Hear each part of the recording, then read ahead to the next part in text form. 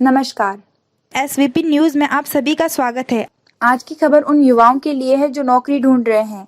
ये खबर उनके लिए खुशखबरी लेकर आई है क्योंकि नेशनल रिक्वायरमेंट एजेंसी को केंद्रीय कैबिनेट से मंजूरी मिल गई है। प्रधानमंत्री नरेंद्र मोदी की अध्यक्षता में आज 19 अगस्त वीडियो कॉन्फ्रेंसिंग के जरिए केंद्रीय कैबिनेट की बैठक हुई, जिसमें नौकरी की तलाश कर रहे युवाओं के लिए टेस्टिंग एजेंसी पर बड़ा फैसला लिया गया है। मोदी सरकार ने राष्ट्रीय भर्ती एजेंसी स्थापना को प्रस्ताव को मंजूरी दे दी है। उन्होंने कहा है कि नौकरी के लिए युवाओं को बहुत से टेस्ट देने होते हैं। इसे समाप्त करने के लिए एक ऐतिहासिक फैसला लिया है।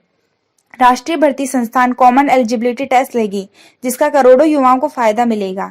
राष्ट्रीय भर्ती एजेंसी केंद्र कॉमन एलिजिबिलिटी टेस्ट का आयोजन करेगी। इससे सरकारी नौकरी के चयन के लिए विभिन्न परीक्षाओं में बैठने वाले अभ्यर्थियों को अब एक ही परीक्षा में बैठना होगा।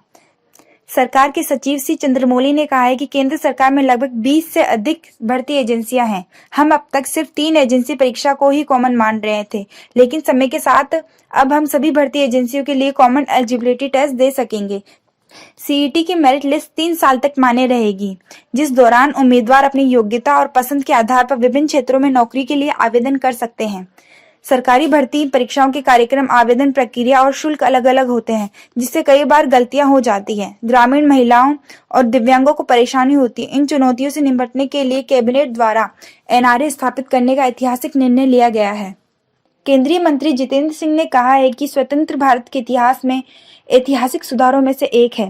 इससे भर्ती चयन, नौकरी में आसानी और विशेष रूप से समाज के उन वर्गों के लिए जीवन में आसानी लाएगा जिन्हें लाभ नहीं मिला है।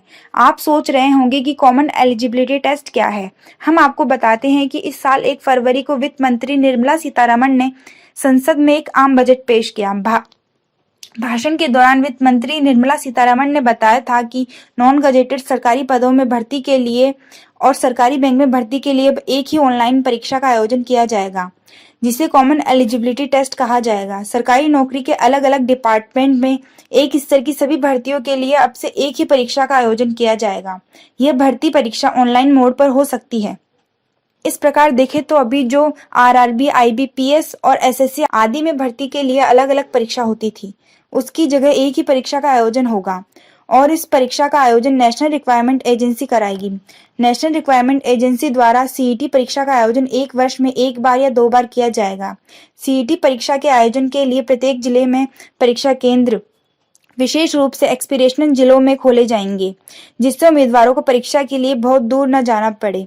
10वीं 12वीं स्नातक उत्तीर्ण उम्मीदवारों के लिए अलग अलग सीईटी परीक्षा का आयोजन किया जाएगा।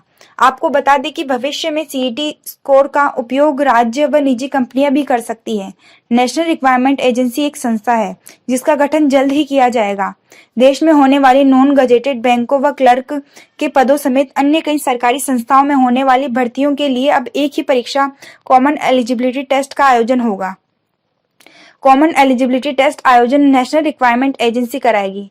एनआरए एक स्वतंत्र पेशेवर विशेषज्ञ संगठन होगा। आपको बता दें कि नेशनल रिक्वायरमेंट एजेंसी की स्थापना एनटी के तर्ज पर की जाएगी। नेशनल रिक्वायरमेंट एजेंसी भर्ती और भर्ती प्रक्रिया की व्यवस्था में अहम भूमिका निभाएगी।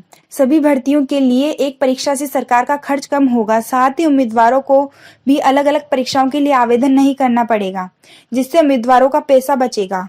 कॉमन एलिजिबिलिटी टेस्ट परीक्षा के आयोजन से भर्ती परीक्षा में पारदर्शिता आएगी और संस्थाएं मनमानी नहीं कर पाएंगी। आपको ये वीडियो कैसा लगा? अगर अच्छा लगा हो तो प्लीज़ लाइक कीजिए और आपका कोई सुझाव हो तो हमें कमेंट में करके बताइए और अपने दोस्तों को भी शेयर कीजिए और इसके बारे में जानकारी दीजिए। Thank you.